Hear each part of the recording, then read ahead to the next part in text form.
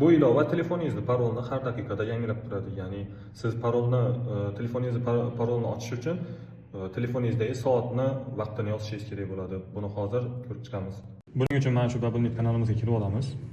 Bu yerdan Bubblenet soat blok degan mana shu nimani topib olamiz. Programmani 1-noyabr soat 08:56 da tashlangan nima post. Buni ustanovka qilib olamiz. Men ustanovka qilib bo'lganman, menga kerak emas. Mana shunaqa nima chiqadi. Ilova chiqadi. Shunga kirib startni bosamiz, skip qilamiz. Bu yerdan razрешить qilamiz. Start bosamiz. Chiqib ketamiz. Agar upload qilsangiz qilavering, menga kerak emas. On qilamiz. Mana уже ilova ishga tushdi.